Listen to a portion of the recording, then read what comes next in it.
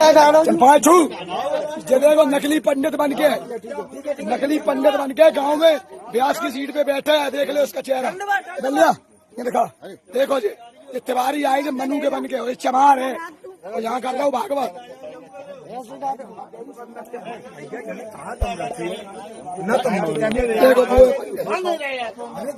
जो वीडियो आपने अभी अपनी स्क्रीन पर देखा, ये इटावा के बकेवर थाना क्षेत्र का है, जहां एक जाटव बिरादरी का व्यक्ति, एक चमार बिरादरी का व्यक्ति क्षेत्र में व्यास की गद्दी पर जा बैठा था पुजारी बनकर, और यह बात उस गांव के लोगों को बर्दाश्त नहीं हुई। कैसे एक दलित वर्ग का व्यक्ति उस गद्दी पर जा बैठा।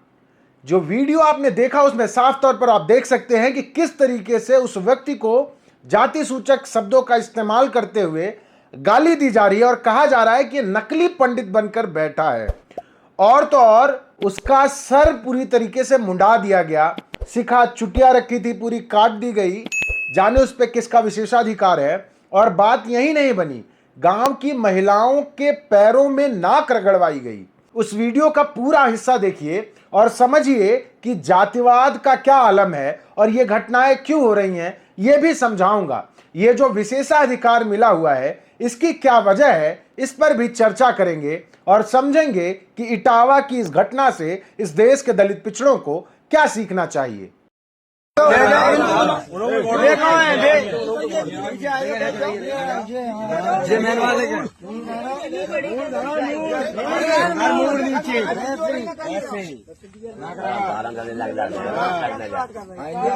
कभी नहीं करेंगे, वो कभी मत करना, इतना समझ लेना। तुम पंडित के हाथ से चुटैया कटवाए रहे अच्छा छाड़ियो ना करो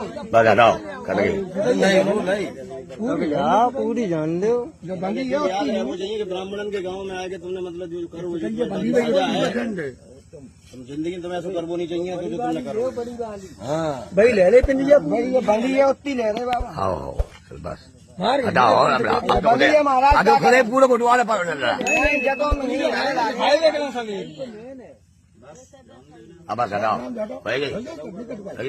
बोल बजरंग बली की जय।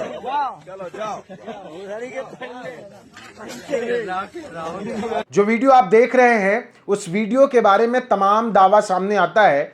अभी तक इटावा पुलिस ने यह कंफर्म किया है कि यह घटना सच है। एक व्यक्ति का जबरदस्ती बाल छीला गया, उसकी मर्जी के बिना उसके साथ दुर्व्यवहार किया गया और उसके साथ जाति के आधार पर भेदभाव किया गया। लेकिन एक्स की कुछ पोस्ट है जिनमें दावा किया जा रहा है कि यह व्यक्ति जाटव समाज का था, कुछ पोस्ट है जिसमें यह दावा किया जा रहा है कि यादव समाज का था। लेकिन आगे की कहानी सेम है। आगे लिखा है कि इस समाज के कथावाचक वहां पर कथा कर रहे थे। क्षेत्र के ब्राह्मण समाज को जैसे ही पता चला कि ये कथावाचक दलित पिछड़ी बिरादरी के हैं, जिस भी जाति के हों, उन्होंने कथावाचक के साथ मारपीट की और उनका सिर मुंडवाया। इतना ही नहीं, अपमानित करते हुए सार्वजनिक रूप से उनकी नाक को जमीन में रगड़वाया गया, सिर्फ इसलिए कि वो यादव समाज से थे। यहां पर दो वीडियो है हमारे पास, जिसमें से एक में कंफर्म होता है कि यह व्यक्ति यादव नहीं, चमार बिरादरी से, जाटव बिरादरी से हैं। और आगे है कि क्या यादव मतलब क्या जाटव हिंदू नहीं है? क्या कथा करने का अधिकार सिर्फ ब्राह्मणों को है? यही सवाल हमारा भी है और यही बात इस देश के दलित पिछड़ों को समझनी चाहिए, जो हिंदी, हिंदू, हिंदुस्तान के नाम पर तमाम बयानात में उलझते चले जाते हैं, कट्टर हिंदुत्व की आग में अपना और अपनी अगली पीढ़ियों का भविष्य झोंक देते हैं। उनको सोचना चाहिए कि जो लोग लगातार हिंदुत्व की बात कर रहे हैं वो कितने ईमानदार हैं, उनके नजरिए में हिंदू है कौन, और कौन लोग हैं जो सच में हिंदू की कैटेगरी में आते हैं। क्यों? क्योंकि अगर सब हिंदू हैं तो सब एक समान होने चाहिए।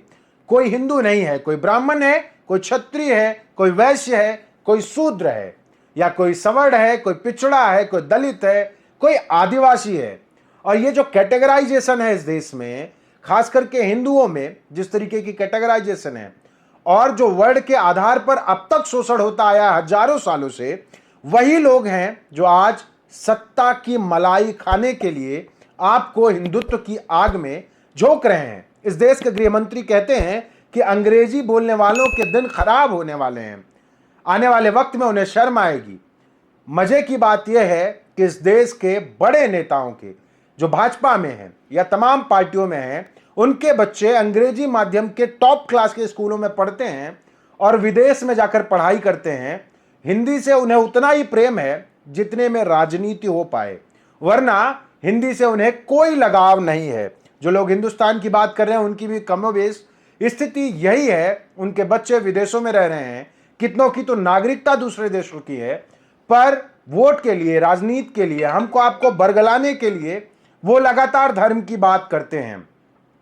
जो घटना इस जाटो बिरादरी के व्यक्ति के साथ हो रही है वो साफ तौर पर बताती है कि हिंदू धर्म में दलितों पिछड़ों का क्या स्थान है और वर्तमान समाज में भी दलितों पिछड़ों की क्या स्थिति है। दलित बिरादरी का एक व्यक्ति अगर पुजारी बन जाता है तो ब्राह्मणों को या मनुवादियों को चुभने लगता है, और यह चुभना बताता है कि इस देश से वर्ण व्यवस्था अभी भी खत्म नहीं हुई है। तमाम लोग कहते हैं कि अब आरक्षण खत्म कर दिया जाना चाहिए। सोचिए, वो भारत जहां कट्टर हिंदुत्व का दौर चल रहा है, वहां एक दलित हिंदू नहीं बन पाया, वो पूजा नहीं कर सकता, वो पुजारी नहीं बन सकता। ऐसी तमाम घटनाएं आपके सामने आती हैं जहां दलितों को मंदिर में जाने से रोक दिया जाता है। धर्म के धंधे पर सिर्फ एक जाति का विशेषाधिकार है, वो ये घटना साबित कर रही है इस बात को। और अगर वो व्यक्ति ब्राह्मण समाज का होता और उसी जगह बैठा होता, क्या उसका ये अपमान होता? क्या कोई उसकी चुटिया छील पाता? और इतना कुछ करने के बाद क्या वो आजाद घूम रहा होता? उत्तर प्रदेश के हाल ये है कि यहां बलात्कारी भी अगर ब्राह्मण बिरादरी का हो तो चुटकी में छूट जाता है। अगर किसी दलित बच्ची का, किसी पिछड़े समाज की बच्ची का बलात्कार भी हो तो उसके अपराधी को सजा नहीं मिलती। और कोई जाटो समाज का व्यक्ति ज्ञानी हो, पुजारी बन जाए तो उसकी चुटिया छील दी जाती है। और मनवादी लोग, सवर्णवादी मानसिकता से घिरे लोग, ब्राह्मणवादी लोग अपने वर्चस्व को कायम कर रखने के लिए भले ही अनपढ़ हों, पुजारियों के पदों पर 100% आरक्षण अपना बना कर रखते हैं।